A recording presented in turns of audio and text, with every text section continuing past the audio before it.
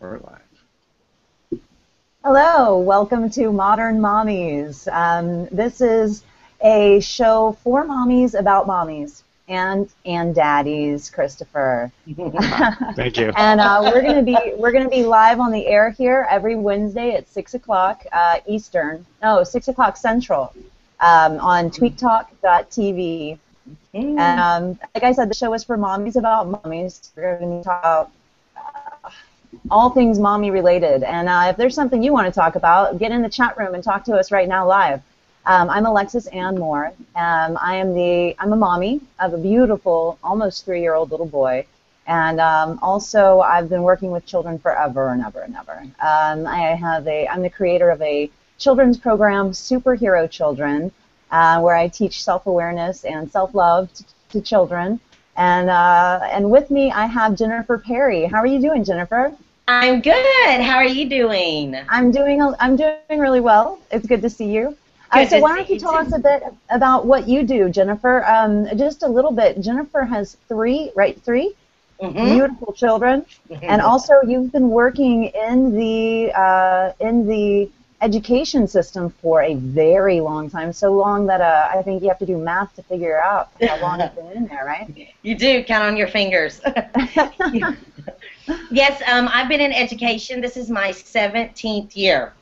So I started out as a teacher, and now I'm a counselor, and this is my 11th year doing counseling.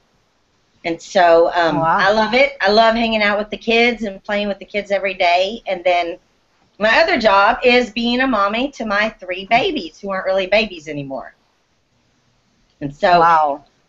Yeah, Ryan's in high school, and then I have a middle daughter who just started 6th grade in middle school, and then I have a baby who's in 4th grade. And so I have them a little bit spread out. So you've got a lot of not just experience, but you've got a lot of recent experience with each of those age groups. Yes. You know, I mean, having a 3-year-old, I can speak to what he was like when he was 1, but honestly, I've missed so much sleep since then. I've kind of forgotten a bit. But you've got a well-rounded arena there for different age groups of children, and your kids are really cool. I've had the pleasure of meeting Jennifer and her family, and yes, your children are really great. Thank you. I enjoyed hanging out with them. They definitely keep us busy, keep us on our toes. And we have Christopher Witecki as our token daddy today. How are you doing, Christopher? Are you with us? I'm totally with you. I'm sorry, I was a little distracted here on my own little technical devices. Yes, I'm a token father, and my baby will be graduating high school this year. Oh, so, wow. Yeah, I'm token old man papa. I'm debating if I should have more. That's where I'm at. I'm like, should I have more? Catch up on your sleep first. Yes, sleep. Yeah, no, that's definitely. All the years I slept till 11, I think I really knew what I was doing, Like I knew. I need to get it now. Yes. And nobody can ever explain really how sleep deprived you'll be. Yeah. Or what happens. I mean, my memory? Really? Like all those years of college, like I've just forgotten stuff. Like, great. I will say though that my son wakes me up better than a cup of coffee. That's my true. son plus a cup of coffee. That's a good morning. So. All right, so let's get started discussing. I think today's hot topic. We're going to be talking about the perils or the decision, how it happens, why it happens, of leaving your child in the car. Leaving your child in the car just to run in and pay for gasoline. You've been seeing it in the news all over the place. Women getting in trouble for it. Different reasons why. I think Jennifer, we were just discussing or going over a video of a woman who is a homeless woman that left her 2 children in the car to run in for a job interview. Yes. No, go ahead. No, go for it. She was in Arizona, and her and her children were living in a car. And so she needed to go on a job interview to make money, and she had nobody else to turn to. So she made the job interview around the time that her kiddos napped, And so while they were napping, she parked the car under a tree and then went in there for the job interview. And while she was in there, some people walked by, and they stopped, and they called the police. And the police came, and they took her kids away from her for a little while. There was like a big internet kind of coming together and helped her gather some money up to fight to get her kids back. But it was just really kind of interesting, the reasons why, because lots of times people are judgmental, and they're like, you should never leave your kid in the car. It doesn't matter. How could you forget him? You know, how could you do that? But it just kind of makes you think that sometimes there are other factors that play into it and other things that can happen. Makes you think maybe you shouldn't always be so judgmental about it. Just kind of makes you think. So how long did the state of Arizona kindly feed her kids and house them? I don't know, maybe a couple of weeks, but they they charged her with child endangerment. Oh my God! Of it. Yes, and it's like a felony. That's crazy. Yeah. And now, where were they when she needed a fucking house? Yeah. Right. Exactly. That's crazy, man. I was thinking, I wonder if she could have called the police herself and said, hey, do this public service and watch my kids while I run in for this interview, or else my kids won't be able to eat next week. What do you think about that? Exactly. You know? And so then it's like a question of what's the lesser, I don't want to say the lesser evil there, but, you know, like really, she's trying to feed her children. You know, that's an extreme case. That's a different sort of case, but it does show how once we as a society get locked on something, it's like vigilante alert, and everyone is like all over it. Like, anytime I see a kid in the car, I'm going to freak out and rise up and whatever. Right. But you know, me as a mom, with my son who has just climbed his way out of toddlerhood, say I've got a jam-packed day and he fell asleep in the car. Thank God he's taking a nap, you know, but I have to get gas, and the card machine isn't working at the pump, but I'm parked to where I can see my car. Do I unbuckle him and wake him up when he is in that first deep part of sleep, to carry him in there where he's going to be fussing, and then get him back in the car and buckle him back up, just so I can go swipe my card? You know, I mean, there's so many times I've had this argument with myself. And I have to say, you know, my car did get stolen once, and my car is really not a very valuable object. So the fact that it got stolen by a drug addict, that's the thing that always reminds me why I don't leave my kid in the car for even a second. Because even if it's not hot and the windows are down and the AC's on, you never know how fast that could happen. Yes. There leaves a lot of room there for parent guilt. There's so much room for guilt in parenting. It's just not fair. That makes me think. I mean, there was times when I had my son alone in the car. Like, you know, I totally get it. It's like if the kid is sleeping or something, and the car's running, the air conditioning's on, you're really gonna wake that fucking baby up that you just spent 60 miles trying to get to sleep? Really? Well, it looks like, though, from all the things I've seen, that if you don't and the police get called, you're looking at a felony child endangerment charge. Yeah. I mean, there's that's really kind of a hot topic, because there are people who feel really strongly about it, the other side, that, you know, it only takes 60 seconds for somebody to jump in your car and steal it. And that, like Alexis said, the guilt, I wouldn't, if I think about the guilt that I would experience, I don't think I would ever be able to forgive myself if some crazy person did jump in the car and take my kids. You know, I think I would, you know, just the guilt, the extreme guilt of it is enough. But I get it, because you're in a hurry, and, you know, and you don't have that much time, and you think, oh, it's just going to be a minute. It won't be very long. But, you know, things happen, or somebody calls and you get distracted, and then that minute turns into 5 minutes, and it's just the what ifs. You know, what if that could have happened? Yeah. So I guess Texas makes a lot of big deal out of this, right? Like. Yeah, well, maybe it's because there's so much heat. But yeah, I mean, I hear about it in the news at least once a week. Honestly. Oh yeah. Yeah. Really? Yeah, easily. And then, Huh.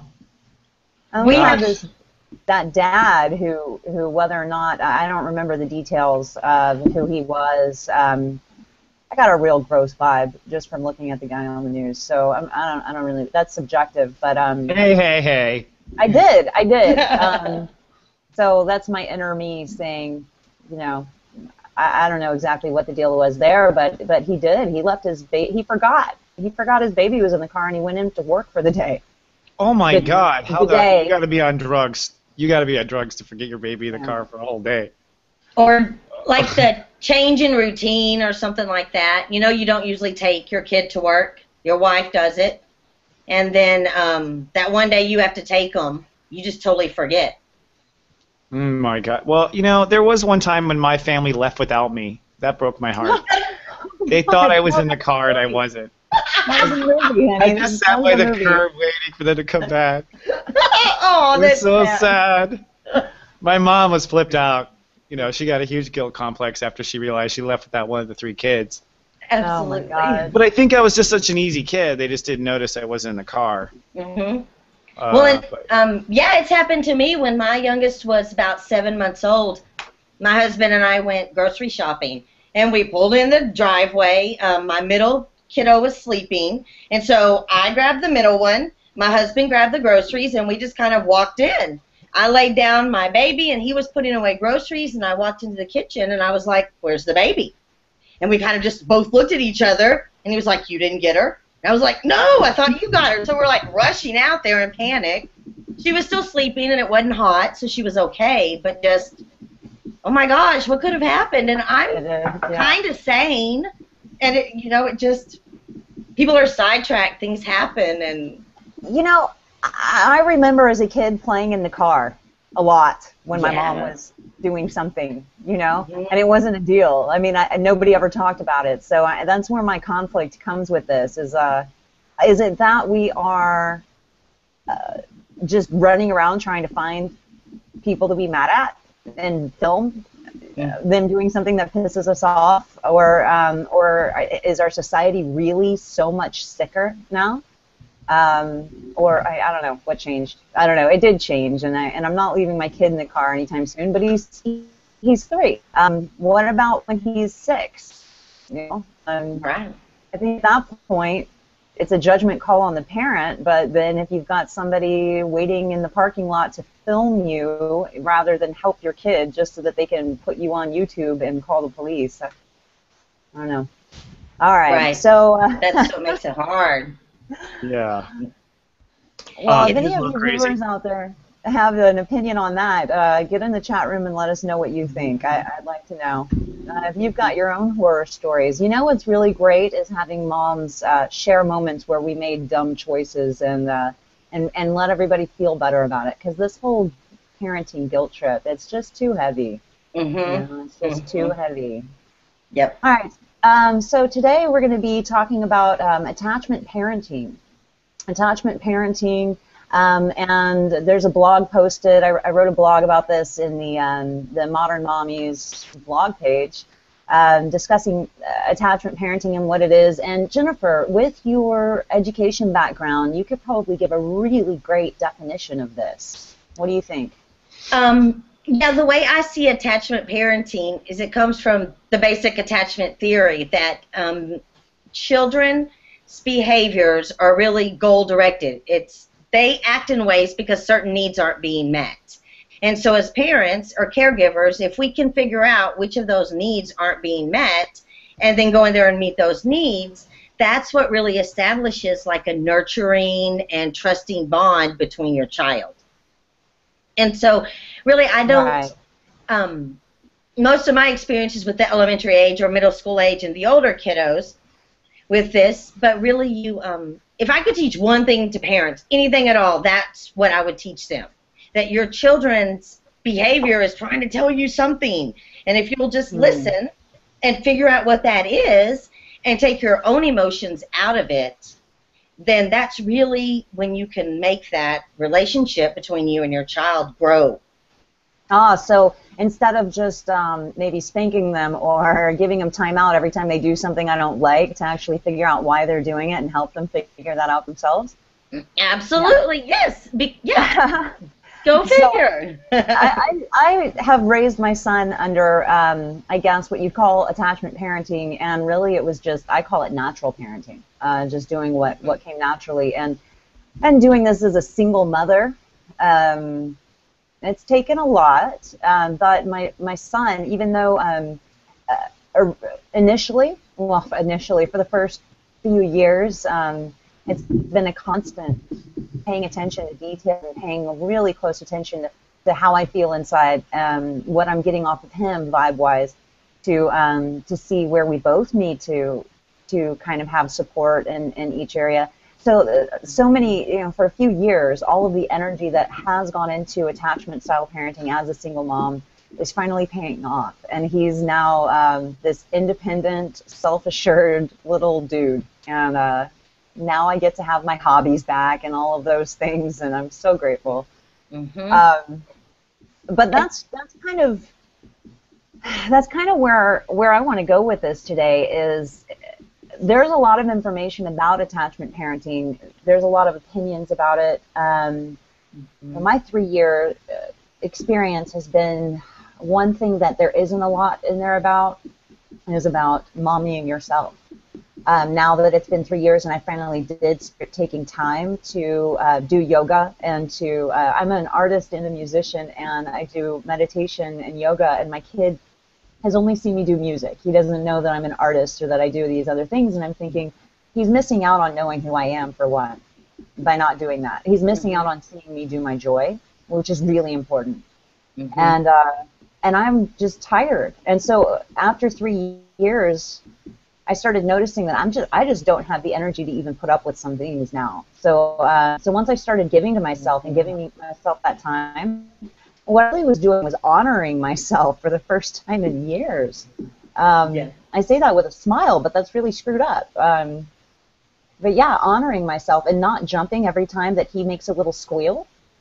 So once I started doing that and giving myself my honor, it started to translate in my interactions with him, in that instead of, like, when he would squeal because maybe he wants, I don't know, he dropped his snack on the floor, I would normally jump to go do it, to go fix it, and now I don't. I just sit there. I'm like, I'm busy doing something that makes me happy. Why don't you use your words and let me know what the situation is, and we'll work it out together. Now he does.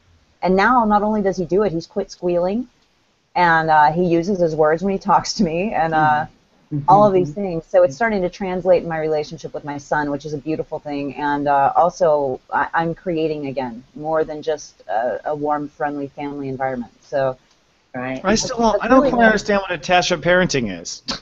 Okay, well, attachment parenting, there's a lot. So we've got the. Let me see if I can pull it up so I don't quote them incorrectly. But okay, so what Jennifer was saying, it comes from attachment theory, where they were noticed in I don't remember, was it children from World War I or something, that they noticed that children thrive when their needs are being met on an emotional level, and that's pretty obvious. When their emotional needs are being met. Yeah. And their needs on having a secure relationship and bond with their caregiver, right? So and that when they feel that safety, then they feel like they can safely venture out into the world, and it's okay. They're safe. They're covered. They have a support group, basically. I don't know. I think my mother raised me with detachment parenting. I don't think I ever felt emotionally secure. Do you, Jennifer? You're born the same year as me. I think, but I felt safe enough. I had to go in the world or I would die. That's like fight or flight. I seriously think I was detached parented. I don't think there was any attachment there. Okay, I have to tell you this. Our society kind of set it up like that, to where all of a sudden what's been the norm since the beginning of mankind is now like having to be learned. Bizarre. It's bizarre. Well, yeah. Well, two things about that. First of all, the attachment theory, it came from the studies from this guy named Bowlby, and he studied primates. And what he noticed when he was studying the primates is that primate babies have a long attachment to their parents, but then they'll go away and venture off, like Alexis was saying, in a little while. But then if something happens or there's a dangerous situation, they immediately run back to mom or dad. And so he started studying that more, and he learned, oh, maybe this is the same for humans too. If they have that first initial attachment and that feeling of safety, then as they grow, they'll feel safe and strong enough to go out and conquer the world and make decisions and things like that.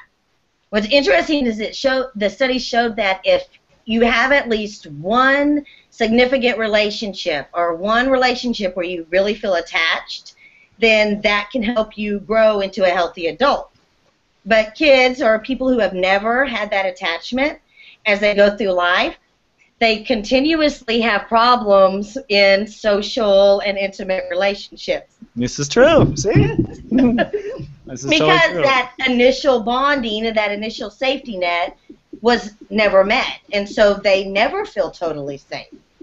Which may be why our generation, if it was a generation that came from divorced parents and all of those changes, that may be why, we have this group of adults now who really never feel safe in those relationships. Yeah.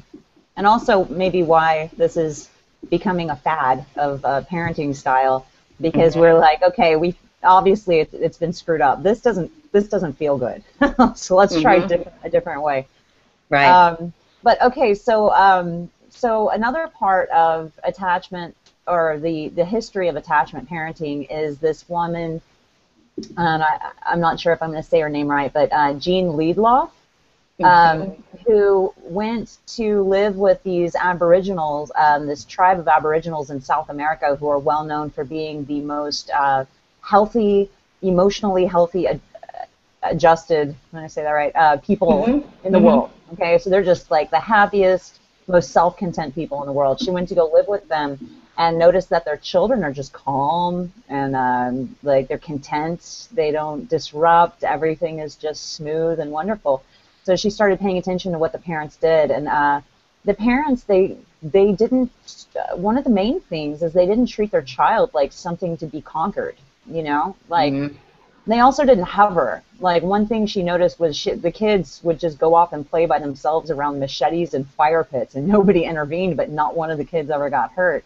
And part of that is, like, you're teaching your kid, if you're hovering and going, every time your kid reaches for something might be dangerous, then you're teaching them, hey, I expect you to be a moron and hurt yourself.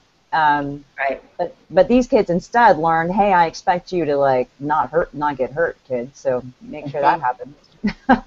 There's a lot involved there. Another part of the Dr. Sears brand of attachment parenting, he's got what's called the baby B's, the 7 baby B's. So that's birth bonding, feeding. That's a big part of it, especially extended breastfeeding. That's a big part of the Dr. Sears version of attachment parenting. Baby wearing. So you see these women all over now, more than ever before, wearing their babies in slings. And I'll tell you, that was a big deal for me with my son. I noticed, well, for one, I thought I had a colicky baby for 2 months. It was hell until I put him in a sling and gave him 24/7 access to nursing, and he didn't cry again, really. He was hungry. He was hungry, and also there's more to it than that with breastfeeding. He just wanted to be touching me and to hear my heartbeat. That's really what he wanted. He wanted to hear my heartbeat and feel safe. Bedding close to babies. That's another part of the attachment parenting, is sleeping with your child. Usually it's co-sleeping in the bed with you, or having the bed in the same room. Okay, so now attachment parenting is starting to sound like hippie parenting. Well, yeah, because it's basically doing what native people would do, what the human. And okay, so Jean Liedloff's, what she did, she went and she lived with these people, and then she wrote a book about it, which Dr. Sears started to, when he coined the phrase attachment parenting, it was in support of the continuum concept, which is the book she wrote, the continuum concept. And it was in support of that. So basically his is an adaptation of what she found there. And it was all about parenting according to the evolution Okay, so everything we do in this society that's led to a serious group of dysfunctional people.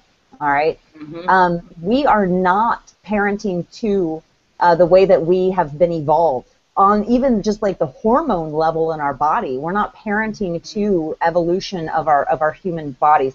We are parenting to convenience, really.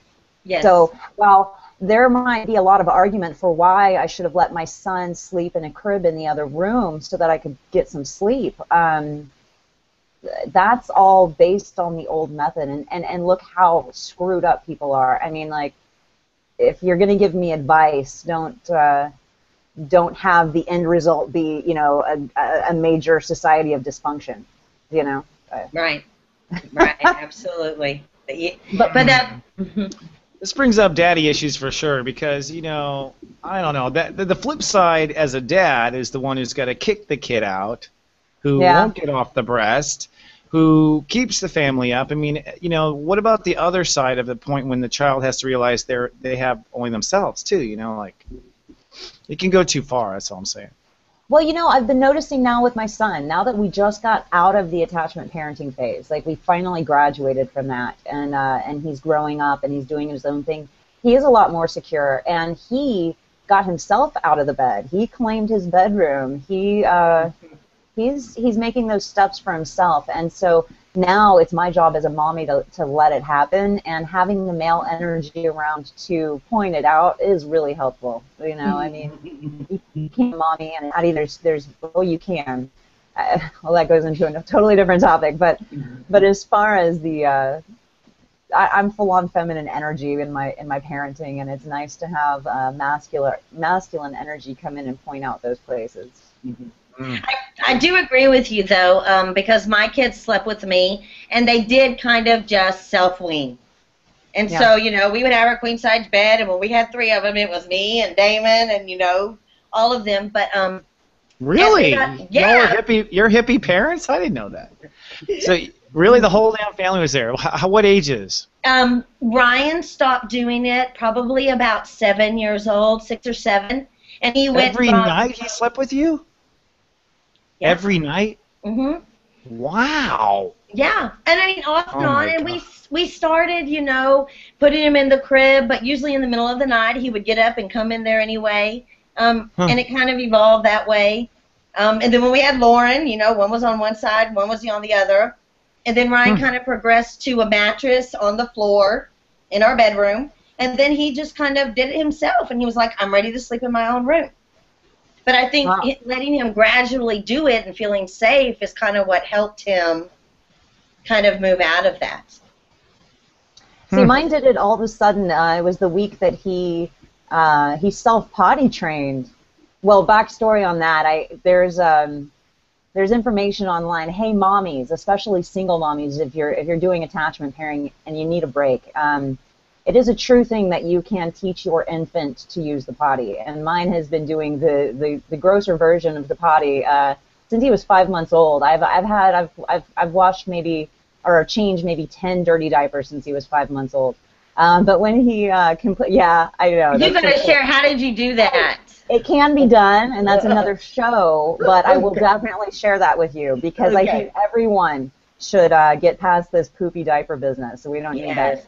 Man, I had a friend at school who really liked things kind of all in the right way, and things should be done this way. And her baby, when she was 6 months old, would start pooping, and she would get so frustrated because she would poop everywhere and everything. And so she started spanking her when she was like, you know, little bitty. She shouldn't be pooping, all the way up until probably 5 or so. Anytime she would have an accident or anything like that, she would spank her, or she would sit her on the pot for like, and this is a teacher, for like an hour and make her, until she went to the bathroom, she couldn't get off. And I can remember telling her, oh my gosh, you were going to make your kid crazy.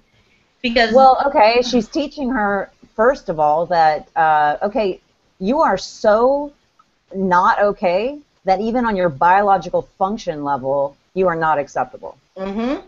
You know? Like, that's so screwed up. Oh, it's so messed up. She's going to turn into like some sort of anal dominatrix, like professional. Yes.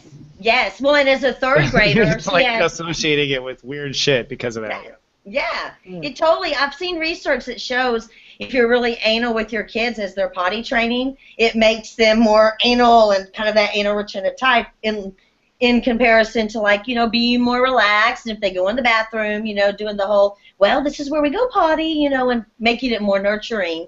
You have a more laid back kid who can accept changes and things like that. Mm. And so. Yeah, Well, and her child now remember. is pretty kind of like that, and everything's a big deal, and everything makes her really anxious, and she'll go long bouts where she won't go to the bathroom. Go figure. Like a week, and then the mom's like, "Well, I don't understand why she Holy won't poop." crap! I know. Oh my god, that's horrible. I'm like, what? She's gonna have a bowel obstruction by 21. Oh my god. Yes. well, and imagine every other area of her life where her mom's making her mental. I mean, it can't just be the potty, Right. Right. Well, okay. So what I was saying when I brought up the potty training, which Jennifer, as my awesome executive producer, make a note that we are going to discuss how to get your baby to use the potty, because that is a wealth of information everyone should have. Okay. And it works. So, but as my son had just potty trained himself, that week, I guess he decided he was a big boy. So he went and he claimed his bedroom. It was the guest room / playroom until then. And he said, my bed, want to sleep by myself. It all happened at the same time, and he was only 3. So it really is a personal thing for your kid. But it might have been, your kids have company with other siblings and another parent. Mine might have just been sick and tired of being with mom all day. It just kind of sped it up. With my first one, I think I was a little bit over, I was worried about everything, and I didn't want him to die. And so I think that we probably could have encouraged that sooner. But, your first one, you're kind of overcautious, I would say. By the third one, I'm like, oh, everything will be fine. Yeah. You're not as worried about things, too. Well, so we've been speaking as parents from our own experience on this, but getting to our professional and educational backgrounds on this, what I teach in superhero children, the after school program, I teach self-awareness. I teach kids about energy flow, basically, how to understand what's going on, how you are creating your own world by how you feel inside and what you're putting out there. So from that point of view, when it comes to attachment parenting, and what I've noticed with my own son and with my students is that you're teaching the child that they are worthy of being heard, and you're teaching them that they are loved, and you're doing it in a way that makes them believe it so strongly that they end up listening to themselves and end up loving themselves. And that's a really powerful thing to be around children that have been raised in this way.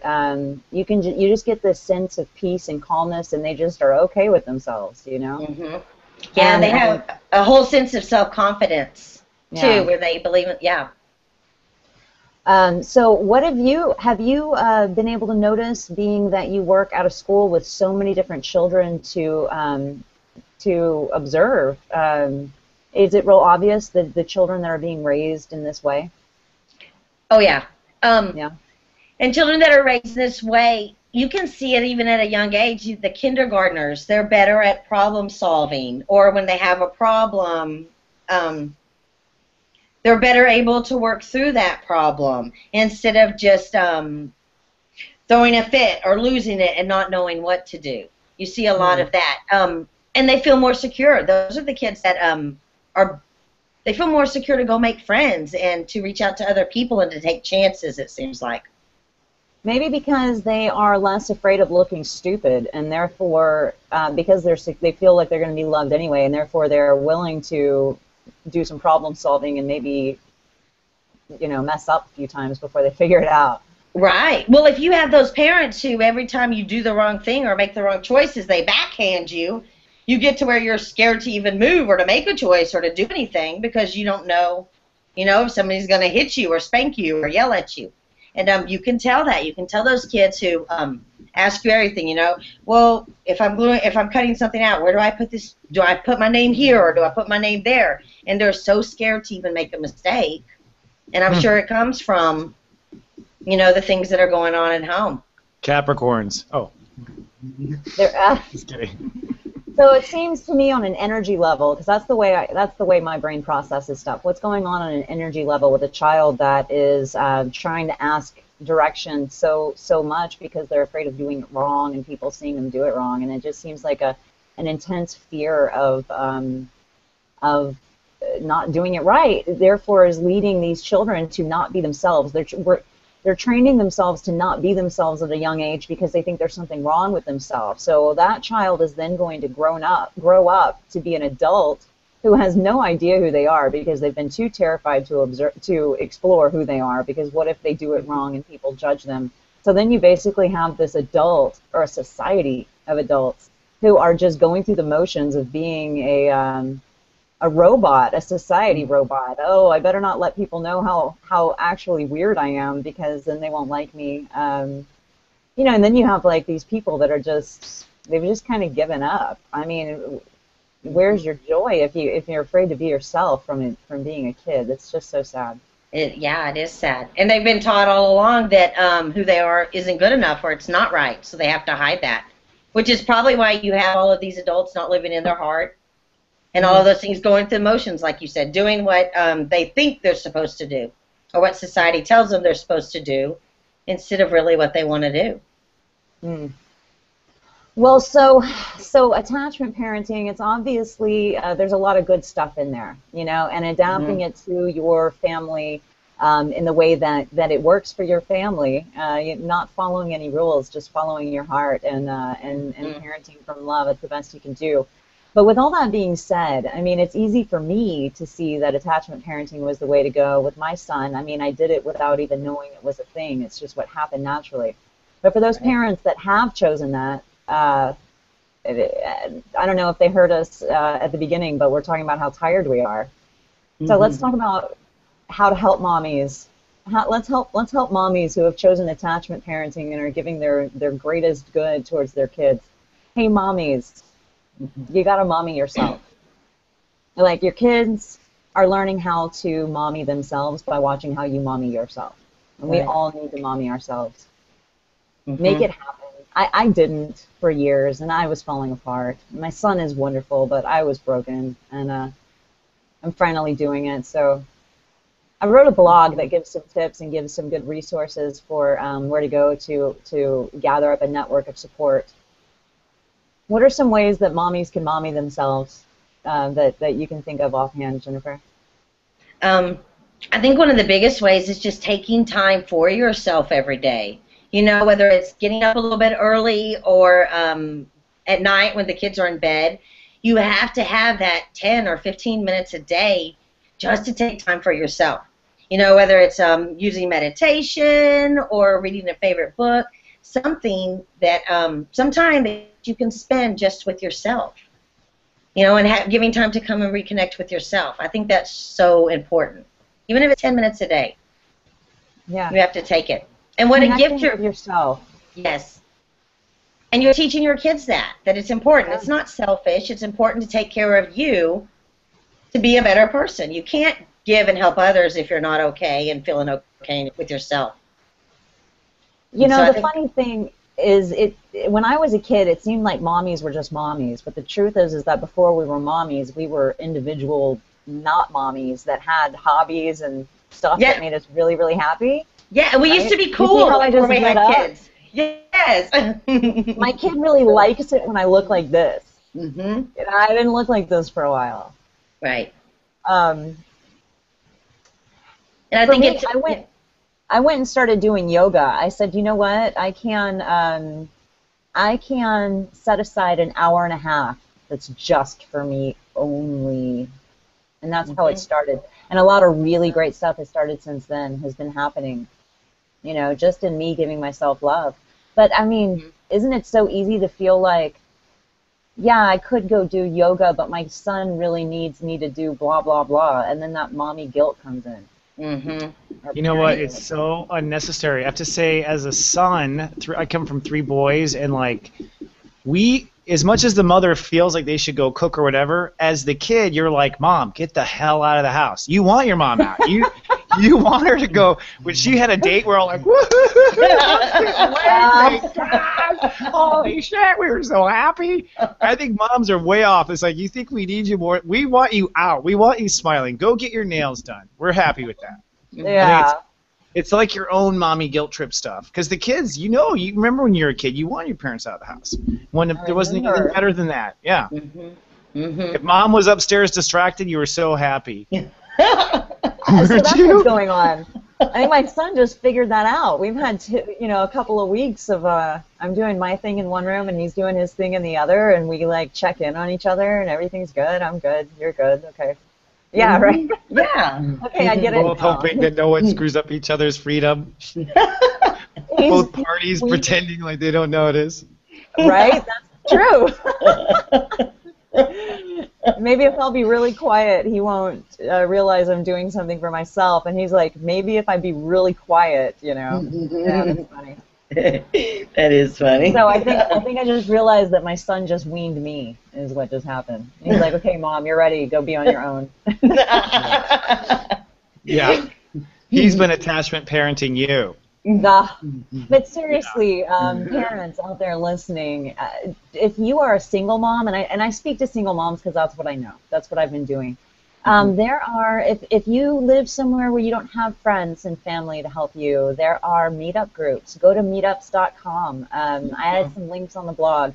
Meetups.com, there are so many parenting groups on there. Facebook, you can find local attachment parenting, extended breastfeeding, like you name it. You can find a group of mamas in your area, and those mamas understand. And hey, here's the biggest deal, parents out there. If someone offers and you need it and you trust them and their help, do it. Let them help you. Do it. Take the help. It feels good to let other people like to help people. It makes them feel good too. So don't think of that as a burden. Think of that as a gift that, you're giving yourself time, and it's making the other person who's helping you feel good too.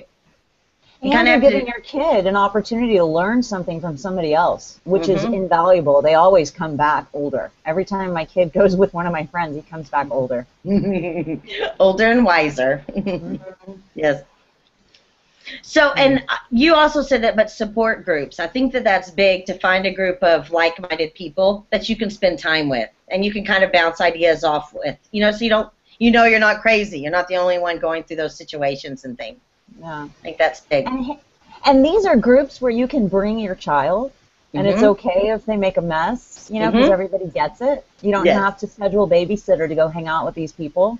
They meet during daytimes and they work around nap schedules. I mean, it's just all right there for you. Yes. So just do it. We need each other. And also, they'll let you know. It's always great to hear, the places where things have been difficult for them, because then you realize you're human and you get over that guilt trip stuff. Absolutely. Yes. Yeah. And you just learn from other people, other experiences. That way I don't have to go and mess up, that same way. I can learn from your mess ups or whoever's mess ups. People can learn from mine. God knows I've made lots with my kids. Yeah. These are also mommies who get it if you cancel plans 3 times in a row, but then want to hang out on the 4th chance. They get it. That's right. And they don't get mad at you. Yes. Go find your people, That's that's my number one. If you take anything away from this today, just know that you need to give yourself some time.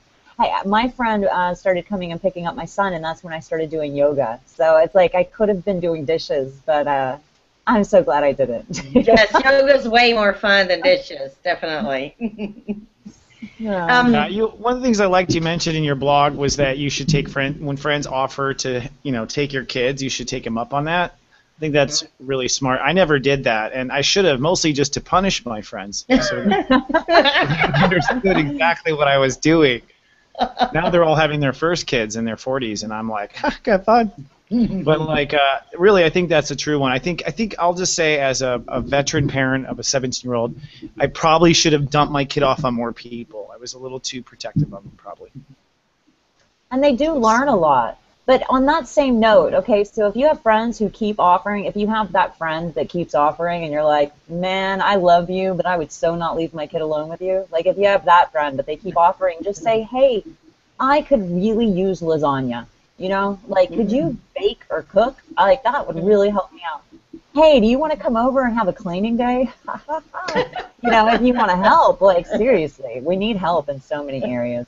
We really do. That is so true. Yeah. Excellent.